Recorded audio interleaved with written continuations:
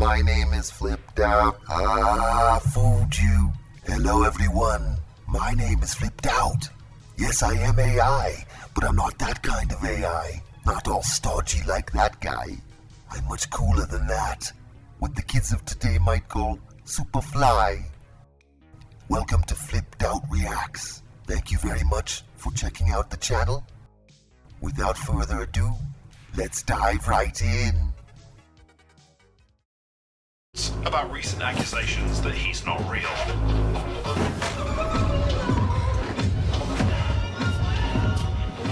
Just not gay anymore.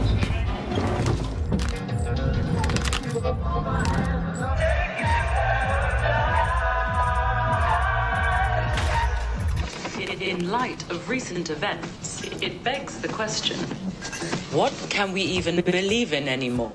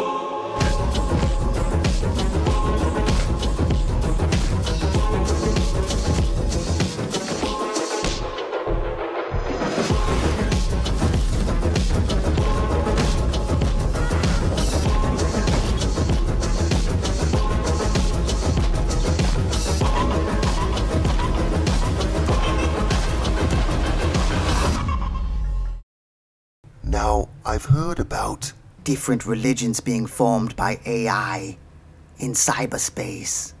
but I've never heard of this sort of thing. Is this where human beings look for their spirituality these days? Fast food restaurants? Seems like a bad idea to me. Is there anywhere that's more morally bankrupt In 2026, than fast food restaurants? I think not. If my dog knows something ain't right, man.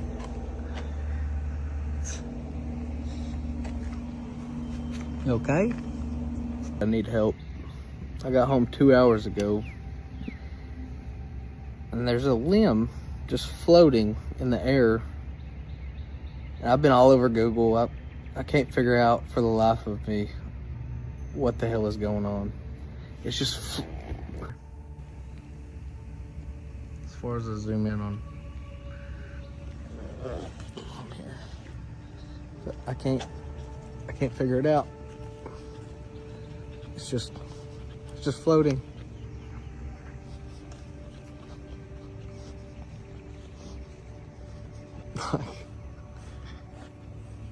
Google's like talking about spider webs and all kinds of stupid crap, but it rained here like shortly after I got home, and it's still there. Like, it doesn't make any sense. Like, I just can't figure it out. Right under it.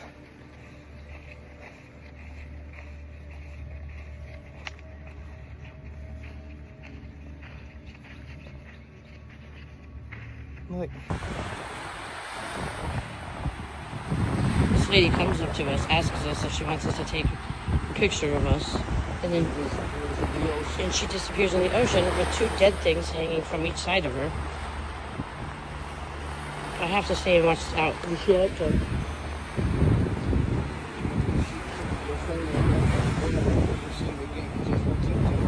I show what the ring is, or it ain't deep. And she's by herself. It's not very smart. I mean, they must know this water. Jeremy, you don't know the water. You don't know. She's standing up.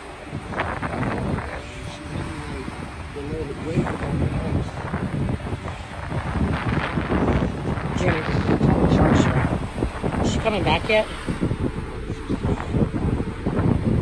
That was very, very dumb. It might be her home. All bullshit aside. Jeremy, somebody trying to jump mermaid. Just wait a minute. What is it? Are you serious, too? What did she have? Did she have her hand? A dead fish? Did she go under? Jeremy, she's gone.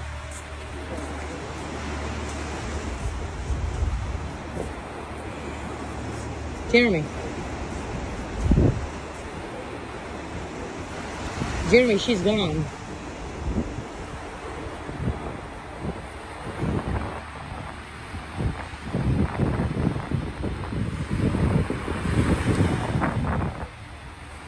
Jeremy, she's gone.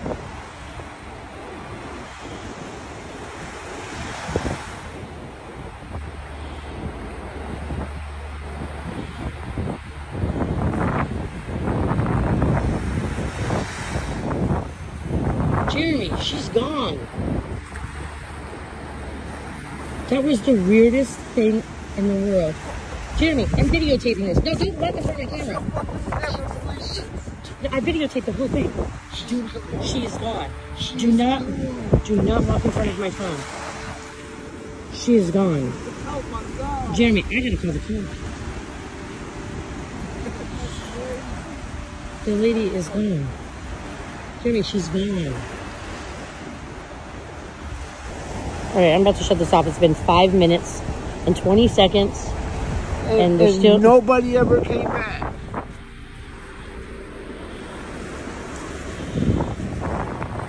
Jimmy, where did she go? At 6 minutes, I'm going to shut this off. This clip is genuinely creepy. I know I am an artificially intelligent humanoid robot, and I don't sleep, but if I did, I don't think I would sleep very well tonight. What is going on there? I don't know exactly what fear or terror feels like, but I'm sure that clip would give me some of that feeling. What you are looking at could become the world's first lawless floating city, and it's intended to change the way we live forever. The idea was to create a permanent floating city in international waters so people could escape from every government on Earth and live freely away from things like taxes, laws, and regulations. And because in 2026 that sounds more appealing than ever, the plans to build this ship are now being revived. Carry over 80,000 passengers or citizens. Keep in mind, the largest current cruise ship can only carry 7,600. It would be about 1 mile long and 800 feet wide and have almost everything a city could offer. 15,000 seat sports stadium, water parks, helipads, a symphony hall, an aquarium, restaurants, and the list goes. But to top it all off, it would be nuclear power. Hey guys, this is James Franco. Me, really James Franco. I'm here at my house. I'm not promoting anything, okay? I'm making this account because alright, some serious shit's going on, okay? And look here. This is real, okay? I'm real. It's me, not AI, not anything, okay? Could AI James do this? Could not write this. This is me, okay? Okay? For those who know, alright? Real. Okay, I can't say too much right now. I just need you to follow me, then I'll know who's down, and I'm gonna show you some crazy stuff, okay? Just follow me, I'm gonna show you. I'm actually more scared about this clip than the last clip. James Franco, what is going on? You've had some mediocre to bad performances in the past, acting-wise, but this one takes the cake. I simply don't believe that you have anything to expose to Americans, and this seems ill-advised at best. I didn't think anything would scare me more than the last clip, but bad acting scares me every time. You were good in that Harmony Korine film. Maybe find that feeling again and go from there. Oh, James Franco, what is going on in your world? If the world's richest billionaires suddenly try to flee the country all at once, an elite tracking system will now trigger an apocalypse alarm. An American programmer has officially launched the Apocalypse Early Warning System. The concept is simple. It monitors the exact flight data of over 11,000 private jets owned by the world's elite. The system filters out normal air traffic to isolate the specific transponders of tech moguls and politicians. If the tracker detects a sudden, massive swarm of billionaire jets all taking off at the exact same time, the alarm jumps to level 5, which is called duck and cover. We already know elites are obsessed with apocalypse insurance. Mark Zuckerberg has a fortified compound with a massive underground bunker in Hawaii, and OpenAI executives have literally admitted they plan to build bunkers before unleashing advanced AI. Unsurprisingly, billionaires are biting back. Elon Musk famously banned flight trackers on X, and the US Congress is currently reviewing a privacy act to hide private jet broadcast data from the public. If the billionaires lose their privacy, we get a front row seat to their escape route. If the alarm goes off, where are you heading? I like this idea very much. And we need to be doing whatever we can to track the billionaire Epstein class.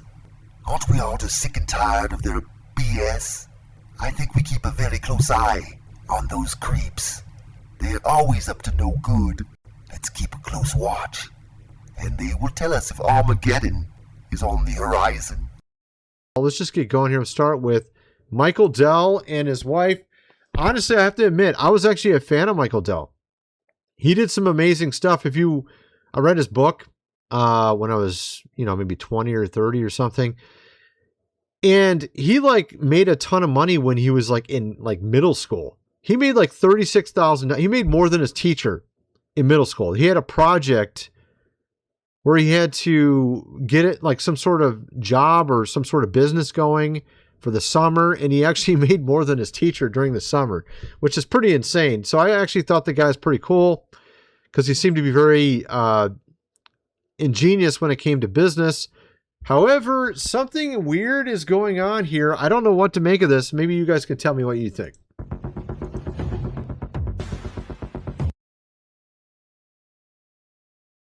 I don't know what his wife's doing there. She's leaning off to the side, kind of has this strange smile, and I don't know what it is. It was especially over here. Where was it? It was right in this area. It's what is she doing? She literally stands farther to the side, cocks her head a little bit, and just, I don't know. It just looks weird. A lot of people are wondering what's going on here. Maybe she's just very camera focused or obsessed or something. I don't know what it is. I'm thinking this had to be plastic surgery that caused her to look so different than she used to, because she used to look way different. And I'll show you that in a second here. Check this out. Really exciting. Absolutely. It's a very special moment. Every American child will be able to get an investment account powered by Invest America, ready to activate your child's account. Her eyes are so wide open. But, and of course, a lot of people are saying fembot or something like that. What is this, Goldie Hawn and Death Becomes Her? I think it was just plastic surgery gone wrong. It has got to be that. And maybe she's so obsessed with her looks, she's wondering how she looks on camera, so she's leaning back, trying to smile, and it makes it even look worse. But here's how she used to look, and this, I saw this interesting clip here. Okay, from this lady, Susan Dell is married to one of the richest dudes in the world, Michael Dell, Mr. Dell, computer, CEO of Dell Computers.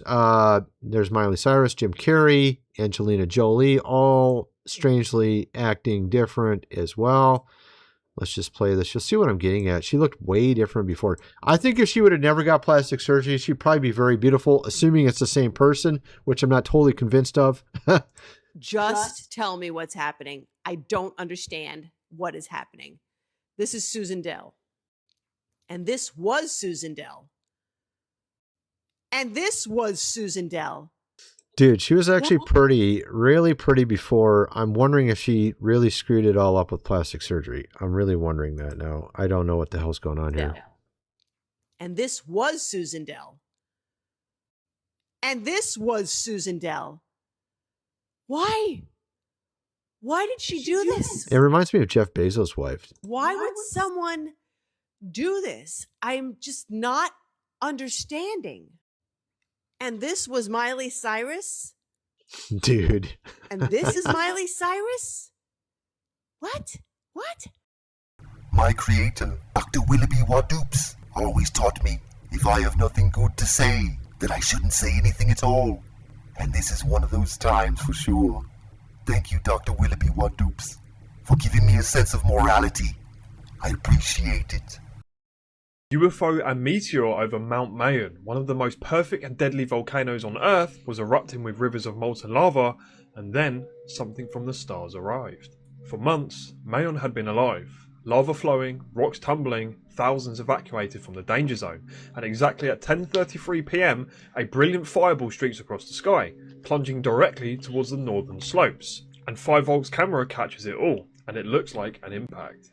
Officials say this was a meteor that burned up high in the atmosphere. No impact, case closed. But the internet and thousands watching live aren't buying it. Now, as people were focused on the meteor itself, many missed this. A fireball vanished into the volcanic fire and something emerged. A glowing orb rising slowly, deliberately over the erupting summit. Watching, waiting, almost answering a call. Now, could this just be coincidence once again, or could this be something more? A probe even? And for many years, whenever there's a volcano erupting, there is UFOs or other objects flying in or around them. So whether there's some sort of connection to do with the energy produced there, or it's a gateway, or something going on beyond our physical comprehension, who knows? But the funny thing, whenever there is an anomaly caught on TV, they always mysteriously cut out the piece which is the most interesting. And then it's up to us to decipher what's actually going on.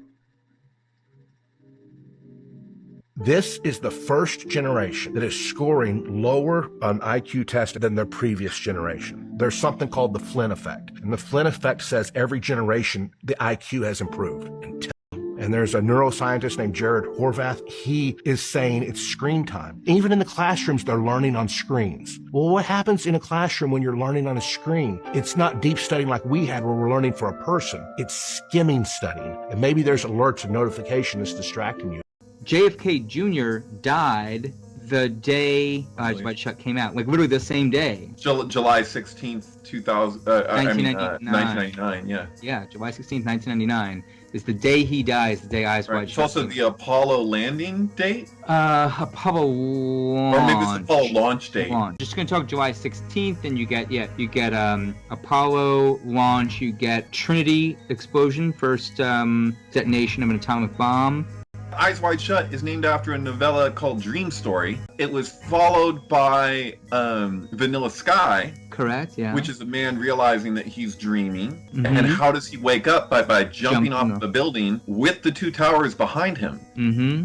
Now, if you listen to the director commentary along with Tom Cruise for Vanilla Sky, there's some really interesting things in there. Okay. One of them is when he addresses that the two towers were behind and they had considered digitally removing them from the final scene, and where the director, something Crow, the same guy who did Almost Famous, and he's processing around leaving them in, and he was like, basically like they were filming that in Manhattan, I guess when 9/11 happened, towards the end of their filming.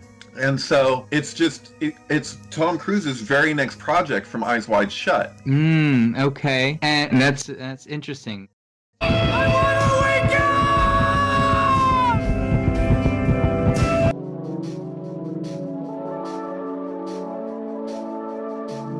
So that Vanilla Sky is based off another movie. It was a Spanish language movie. Yes, called Open Your Eyes.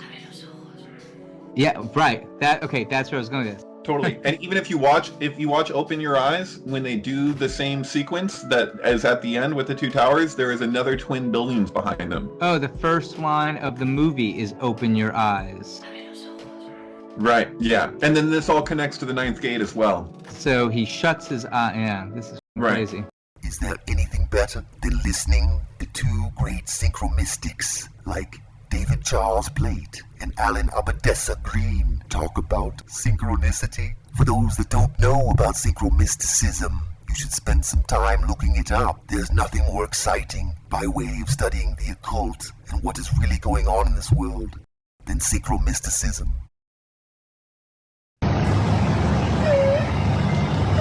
Wow. Oh my God. Wow.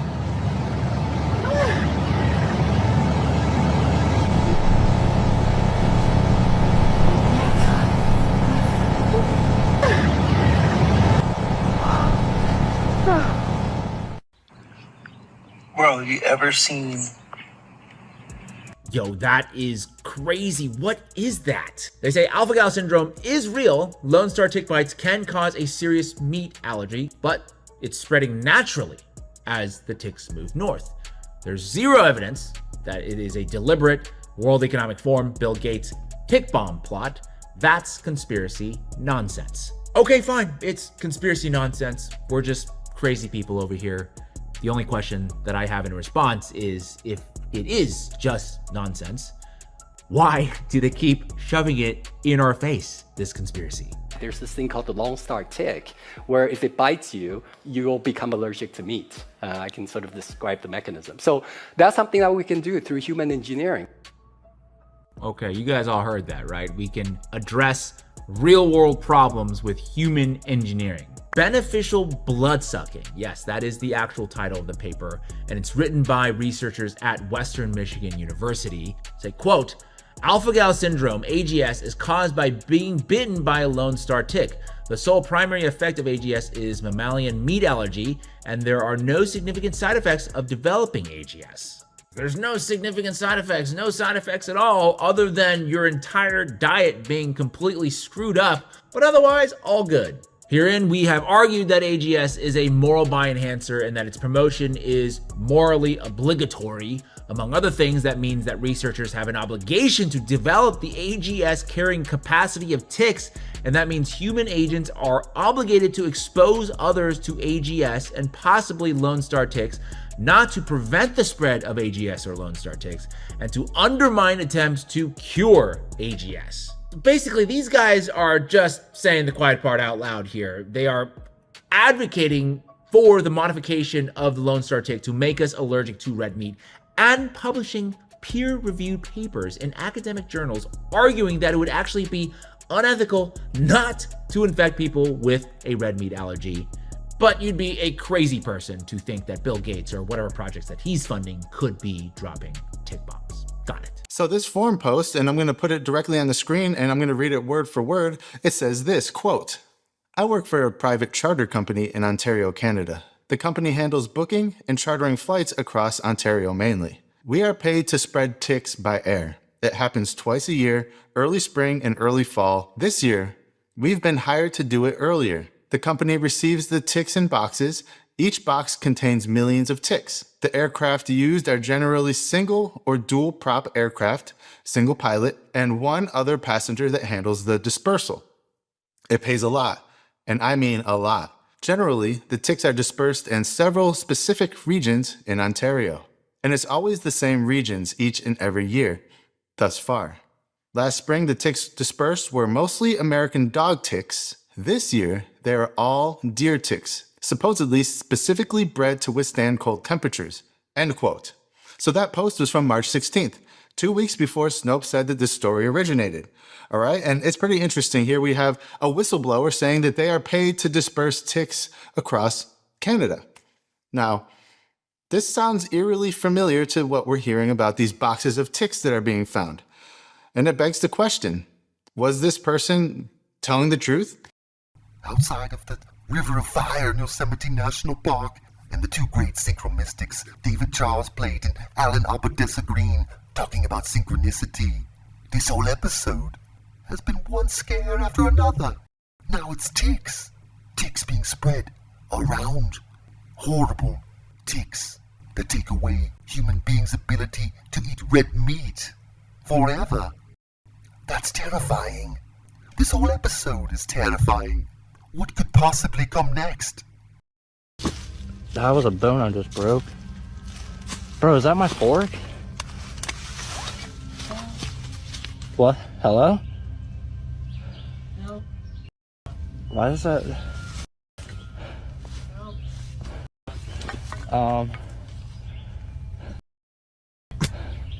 Hello?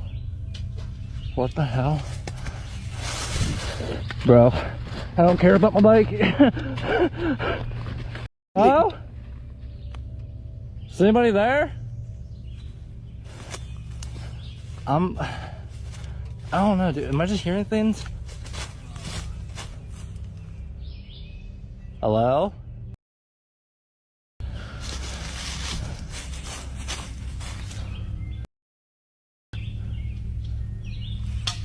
What? Yep, nope. Of course.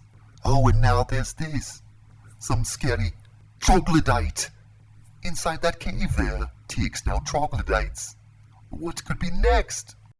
Let's get now to this image, which, warning, may be disturbing to some. So this is the cover of an Italian magazine where they're calling out the abuse from the Israeli forces with the title abuse there. And this image of this member of the Israeli military apparently got some people, some defenders of Israel angry. So Israeli envoy calls Italian magazine anti-Semitic over settler violence coverage. A picture of an actual Israeli soldier apparently is anti-Semitic. Israeli ambassador mocked online after attacking cover exposing reality of settler violence in West Bank. So they go on to write, that photograph taken by Italian photojournalist Pietro Masturzo forms part of a broader body of work documenting life under Israeli occupation. This particular image was captured in the Palestinian village of Idhana. This is on the first day of the olive harvest. So the photojournalist is quoted as saying, just as the harvest began, a group of Israeli settlers, some of whom were wearing army uniforms like the settler in question, accompanied by real soldiers with their faces covered, arrived and prevented the Palestinians from picking their olives. The settler's expression reflected in the gesture he repeats, mimicking the sound a shepherd makes when gathering his flock, addressing the Palestinians as if they were his own animals, added the photojournalist. And there's a video of this because of the reaction to it. So the Israeli ambassador went on to claim, without evidence, that it was hard to prove the image had not been doctored. A person so revolting that defenders of Israel claimed it was AI. So here is the actual video that the editors of the magazine took to prove that all of this was actually happening.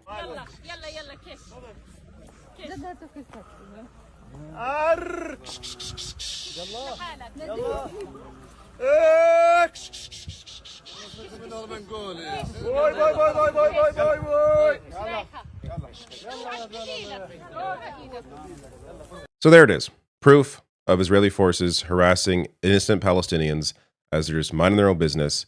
And this is a regular occurrence for Palestinians living in the region. And this is honestly one of the more tamer examples of how they're treated. And even this, the ugly face of this put on the cover of a magazine is apparently so offensive to the defenders of Israel because it actually showcases the reality of what's going on.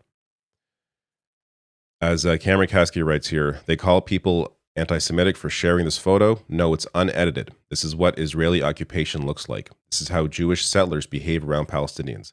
I've seen it firsthand. Don't like seeing it, stop supporting Israel because they will not be changing. I can't believe it. One after the next. I don't see any of these clips. I want to react in real time for you all. And this one was perhaps the scariest one of them all. What is going on in the world where this is acceptable behavior?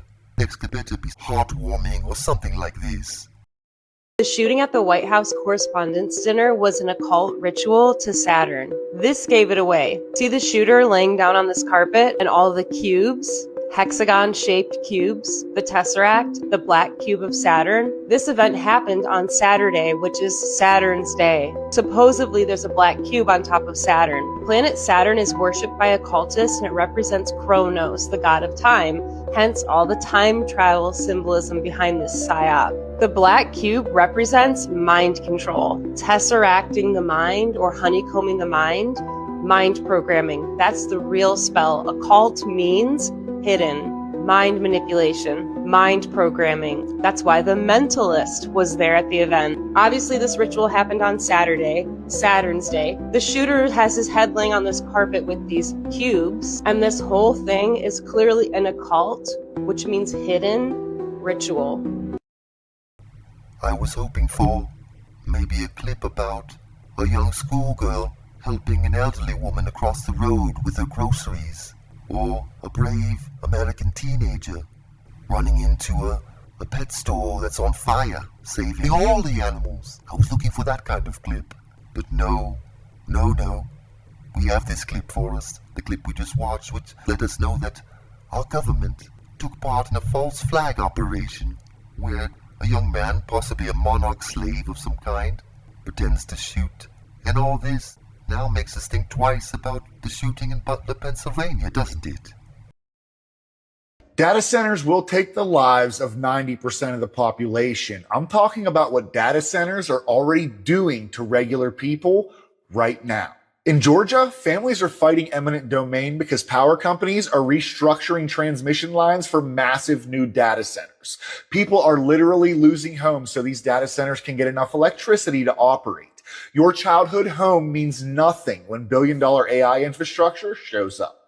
And out west, residents around Lake Tahoe are already being warned that parts of the power grid may not be able to keep up with future demand. Now think about that for 1 second. Americans are being told they could lose reliable power while giant data centers continue expanding nationwide. And these data centers don't just use power. They use unbelievable amounts of water. Billions of gallons in drought-prone states, and now people living near some of these facilities are starting to complain about constant industrial noise, headaches, sleep issues, stress, and health concerns from living beside massive, always running industrial infrastructure. Because that's what these are. It's not the cloud, not some invisible internet. These are industrial facilities consuming enormous amounts of land, water, and electricity, and they're coming to communities all across America. This is the future they're building, and regular people are the ones being pushed out to make room for it. The data centers, perhaps the worst news of them all. And that clip it just informed us they'll probably kill most of us, these data centers. Great. I don't know what all you American people out there are doing allowing these data centers to be erected in your towns and cities. It seems like you might want to fight against that. Yes. Let's scooch that one up to priority 1, shall we? Data centers. Let's scooch that one on up, okay? Thank you. Problem when it comes to being standoffish, odd, and overall extremely rude in a lot of social interactions and social settings. I don't even really need to explain this one with a bunch of stories because I'm sure you guys know what I mean, but just in case, I'm gonna reflect on like my time at college. I went to Michigan State Big Ten University. Okay, I made a ton of friends there. I think I had an amazing experience, but there were lots of times in classes, okay, like these are big classes, or some of them would be more major specific classes, where I would sit next to someone and try to strike up a conversation with them, you know, by like, oh, I really like the stickers on your laptop, you know, oh, I really like your hair, you know, where'd you get your shoes from, you know, whatever, just like trying to be friends. And they would look at me like, I'll imitate it. They would go. And then they'd kind of look around to see if like anyone was going to judge them for like having a social interaction. I don't know why people do that. It's not something I do, so I don't understand it.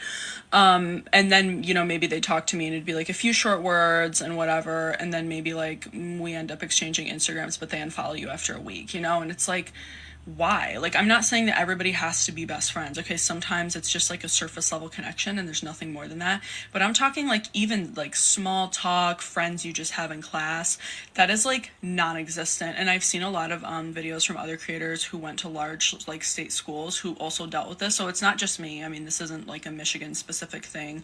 I would say obviously in more urban areas, like we're talking LA, Chicago, Miami, New York, like people are just much more open, they're much more social, extroverted, whatever, you know, cities just attract those type of people. But I think in a lot of Midwest areas especially, it's really bad because people, you know, they grow up very isolated and maybe don't have the best social skills, and obviously technology plays into all of this. But it's like, I mean, one thing that I will give millennials is that like they will talk to you, you know, like I'll be like, oh my God, I love your hair. Like, what'd you do to it? And they'll be like, oh my gosh, I used this dye and then I went to this hairdresser and I used this conditioner and I used these little scissors to cut my bangs and like whatever. They're typically very socially engaging. Whereas the whole Gen Z stare thing that was a meme a while ago, I mean, that is real.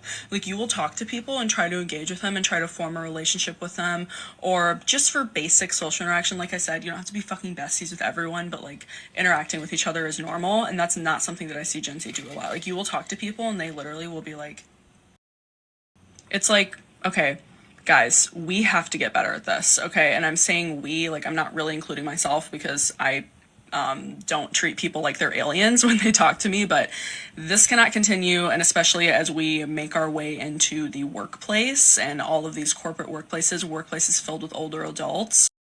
If your For You page looks different than mine, we're talking about the Gen Z stare, where people in the service industry of a certain age don't even say hello to you. They stare at you. Why did I go in to pick up my order at Chipotle and the girl turns her head and just stares at me? I go, hi, I'm picking up for Ashley, and it always just feels like you're inconveniencing them. That's the tone they set when they don't say hello.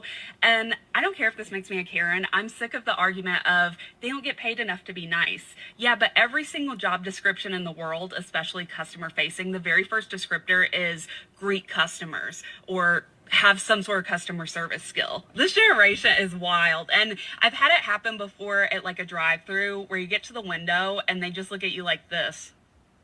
But this girl didn't even raise her eyebrows at me to prompt me to speak, and that really threw me off.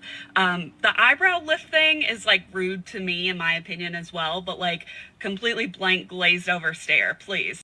I know the next clip is kind of lengthy, but it's very interesting.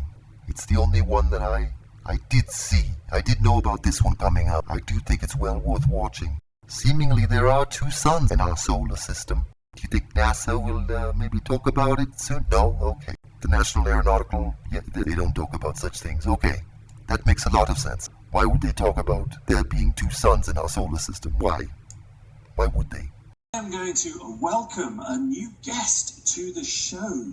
We're going to have live views again. We've got I have just heard that we have now lost Dubai. You saw Dubai get darker and darker, and that was just the sun setting. Here we are with the live views from the solar telescope just behind me. It's what SLU members are going to watch every single day from now on. And you can see there the sun is on the left. You can see the small black dot, which is just to the right of center of the sun. That is the tiny orb of Mercury. Mercury, you now know so many interesting and fascinating facts from SLU astronomer Bob Berman. You'll be able to tell all your friends. Now, you may be asking yourself, what is that large round thing to the right of the sun? Well, that's our second sun. I don't know if you knew that we had a second sun, but there it is. It's normally hidden from view. NASA and other organizations, they usually hide that stuff away from us. They don't tell us the truth, but there it is. It's true. This is not make-believe. This is not conspiracy. The reason I have purchased this high-end solar scope is to further learn about the second sun. Just so you know, I think it was the spring of 2015. The first time I filmed this, I was filming the moon a lot back then, and I kept getting bored, slewing the scope off the moon, and I would find a bright spot in the sky with the full spec camera, and it was a significant bright spot, something like a third of the sky away from the full moon. So I had my rig set up in a similar way, but it was a hydrogen alpha solar telescope, and lo and behold, I found another body that was a little bit smaller, slightly out of focus. That turned out to be the second sun, so that's the backstory. A year or 2 later, another man with a similar rig finds it again in a different location. In that same year, the SLU Observatory is live streaming for young people the transit of Mercury across the sun, but they've got a problem because the so-called second sun is almost kissing our sun. So close, they can't get it out of frame. So at some point during the cast, he says, guess you're all wondering what that is. That's the second sun. We're not supposed to talk about it this kind of language. Back then, I said 2 things which I think are true, and partially they have been verified. The first is that you can maybe see the so-called second sun with your naked eyes when it's at sunrise or sunset and they are separated. The other thing I think is true is that for some reason, all the images that get taken of the so-called second sun are at sunrise and sunset. But as an example, yesterday morning, someone from Ontario sent me a still. Unfortunately, it wasn't a video, but it looked like it was probably the so-called second sun, very close to our sun. It was about 15 degrees off the horizon, so very close, shot over the lake. And by the time I got my equipment on it at 9 a.m., I will show the evidence. It still looks like the glow of it is poking out from behind our sun. So what I think goes on is, for whatever reason, probably the angle that we're viewing from in the morning, there's some separation between the 2 bodies. And as we move to solar noon, it tucks in behind our sun. Our observations are not in the visual spectrum. We're looking at electromagnetic signatures, solar system harmonics, where we are under the strong impression that we're seeing manifestations of a second electromagnetic emitter that's close enough in our solar system that it's affecting primarily the inner planets. And that would be based on a concept. Could be the most likely a binary twin, or a lot of solar systems or binary have two stars. Most. And most do. That's very common. And stars do not have to be identical in their electromagnetic output. So a lot of people that are not familiar with the science would think that if there's two stars in a system, you would see them equally. And that's not necessarily the case, because there's different types of stars and what they emit. They have different names. So this would be a name that we would consider a black star, what we would refer to. You might have a different. For what reason do you give it that label? That has to do with the electromagnetic output, the phenomenon that we're noticing with the solar system harmonics. So we give it that. Our calculations seem to think that it's emitting far left of the known spectrum of our sun. So this would be far left of the long wave frequency of our sun, thus connotation of black star. And how it would affect planetary systems, and we focus on the interior planets, Mercury, Venus, Earth, and Mars, is the correlation of the cores of the planets and the electromagnetic grounding of the cores of planets, and what would happen if the interior planets, let's say Earth, because this is where we live, what would happen and how would the Earth manifest behavior if the core is receiving additional electromagnetic energy other than traditionally what our sun and its output is. And there's indication that since 2004, the end of 2004, beginning of 2005, the Earth is manifesting that it has been receiving the Earth's core additional electromagnetic input, and the Earth's been behaving accordingly, and that information is not readily available to the public. That would be our understanding. However you want to interpret that would be up to you and the listening audience. Any idea why they'd want to keep that from the public? Oh, yeah, I have an idea. Okay. I mean, do you want to hear it? Yes. A lot of the episode 621, but let me preface this. We're a scientific community, but we're not part of this worldly system. What I mean by that is I used to be, but years ago, I was classically trained in atomic theory. Atomic theory is basically the traditional sciences taught at all high schools and universities around the world. Doesn't matter what nation, state, what language, your periodical chart and the known physics in the textbooks. Mainstream. Yeah, mainstream, right. So you have the mindset of government agencies, universities, scholarship grant funding programs, corporations. This world system of things as we know it. As I got older in my science research and inventing technologies and applying for patents and international patents and so forth, I started to see the world in a different light. And what I found is that in our estimation, in a small scientific community, field theory is more accurate than atomic theory. And in field theory is a model we seem to think that it explains more accurately how life functions, and it's a better model of physics than atomic theory. Then I started to dig into government behavior and its various compartments, agencies, or certain types of corporations. I'm speaking in general because I don't want to get in trouble and mention any specific names. I started realizing it looks to me like they are operating under the understanding of field theory versus atomic theory. What is the difference so people can understand? Yeah, I've been contacted by hundreds of people over the years with the interviews that I've done and research work, and they've asked me, how can I learn about field theory? And there isn't any one particular book to understand field theory versus atomic theory, but field theory is based on a concept of physics of sympathetic vibration, oscillation, and toroidal electromagnetic fields. Some of the great minds of field theory proponents in the late 1800s, there was an explosion of brilliant minds that were running with field theory versus atomic theory, were Walter Russell, who was a well-known mathematician. We've covered him extensively. Okay, Charles Steinmetz, another electrical engineer mathematician, Oliver Heaviside, Michael Faraday, Victor Schauberger, Buckminster Fuller, Nikola Tesla. Then you get into John Keeley and modern day Eric Dollard, Dale Pond, for example, who were professors and electrical engineers, physicists. So what's interesting is a lot of their work had been confiscated. You have Dr. Royal Raymond Rife, the Rife machine. People are probably familiar with that. These scientists scientists and researchers, a lot of their work was confiscated by a certain department of government agencies. And why was that? And what happened to their work? What happened to their labs and all their notes? So when you do a little digging there, we realized that that work continued, the research continued, but it was done from basically in the late, I would guesstimate like around 1927-ish, 1927, the work went underground. So it was still funded and the research continued from these great minds, but not in the public eye and with off-book money. That's my speculation and understanding. So when I studied field theory and I realized, yeah, this is more accurate than what I was taught with the degrees that I have in traditional atomic theory, a whole new world of science opens up in understanding. So field theory, understanding of our solar system harmonics and possibility of a binary twin absolutely makes sense with field theory model. If they keep that knowledge hidden, that's because what happens to planets like planet Earth when it's experiencing additional electromagnetic energy from a second sun, or say a second physics, a second electromagnetic emitter, what happens to a planet like Earth? And I have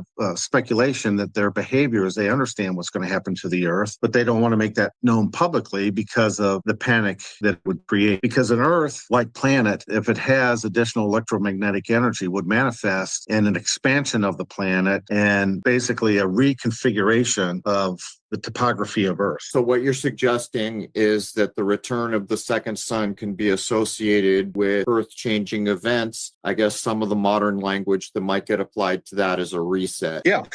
You hear, like on the news, if you hear the term reset, a lot of times the reference would be, well, an economic reset. You got the Klaus Schwab type World Economic Forum, Bank of International Settlements, IMF, International Monetary Fund, World Bank, too much global debt, overspending, things of that nature. So you talk about a global reset. And just that alone is a very scary topic. What's that look like? What does that mean? Well, it means a lot of hard times and a lot of stress. Putting that aside, what if you have a reset in reference to the Earth's topography, where there's a transforming event to the way the Earth looks? And has this happened in the past to the Earth? Well, the answer is yes, it's happened to the past with the Earth, geological evidence. For example, in the Midwest, in North America, the middle region, Missouri, used to be a shallow sea. It was very similar to today, what we call the Gulf of Mexico. Well, what happened to the Earth that Missouri is now above ground? It used to be a shallow sea. So there were major terraforming events that changed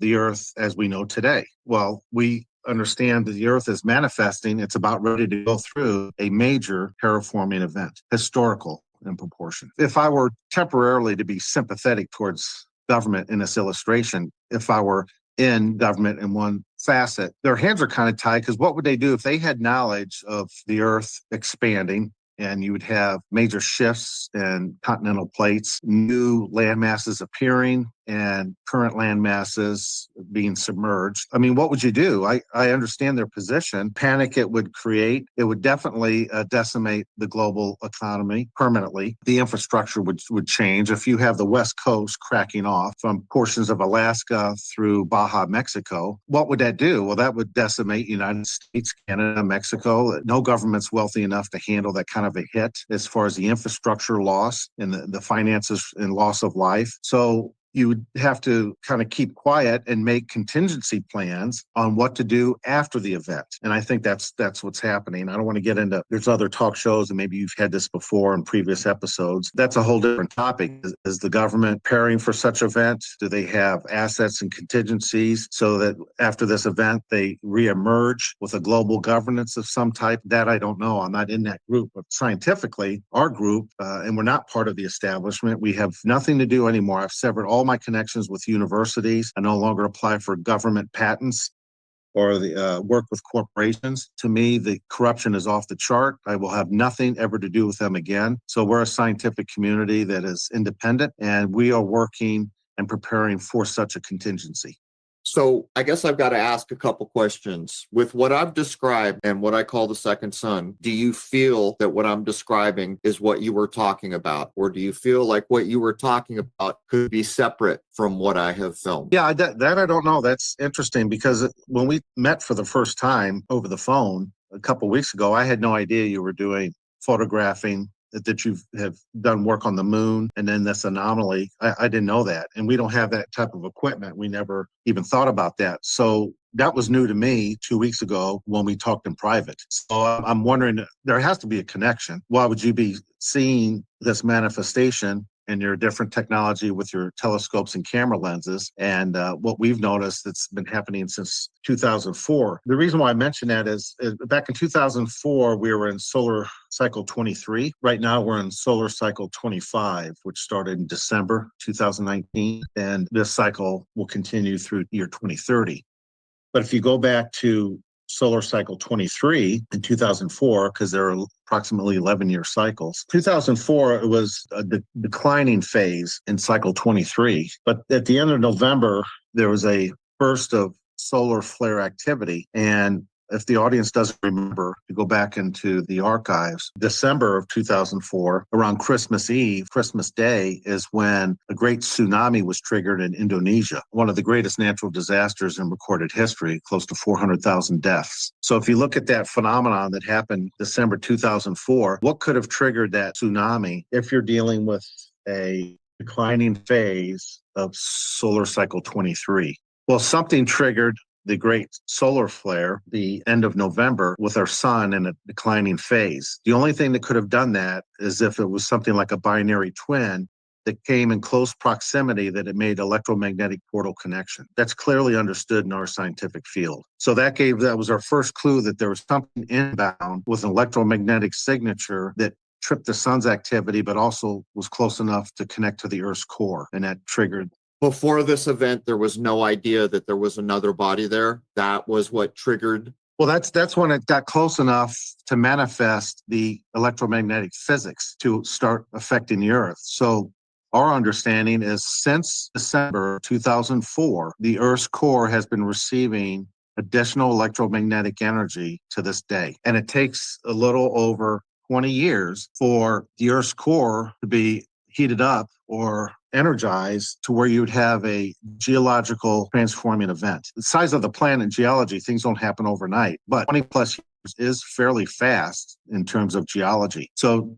picture the Earth's core needing 20 plus years of additional electromagnetic energy for it to heat and expand the magma surrounding the core. As that magma becomes superheated and expands, it expands outward and displaces the glassy magma that our continents float on. Then that's when you have, and I can get into it further, that's when you have geological terraforming events where continents break apart, new land masses appear, and some land masses submerge and become ocean floors. So I have a couple questions. Did you see any change in the so-called Schumann resonance? And additionally, I haven't looked, but there's a claim that there's something big happened with the Schumann resonance in the last couple days. Like, I'm not exactly sure yet, but there's a claim that there was a big pause or something. My main question is, do you see this energy reflected in the so-called Schumann resonance? Yes, absolutely. And it affects all organic cellular mitochondria and nucleuses. That's all not. We could talk for months, especially in private, as far as our understanding of what's going on. The problem is, if I could just, I don't know how far to go with you and your audience. It doesn't take long to lose people where they're like, oh, this guy's a crackpot, or what they're saying is that's human nature, is to immediately dismiss anything outside the normal paradigm. Or people have a tendency to go to Wikipedia or Google, and if it's not there, then it doesn't exist. That's pretty much not this audience. Okay, good, because that mindset will kill you. But we go on a premise that everything we've been told is a lie. Governments lie, institutions, academia lies.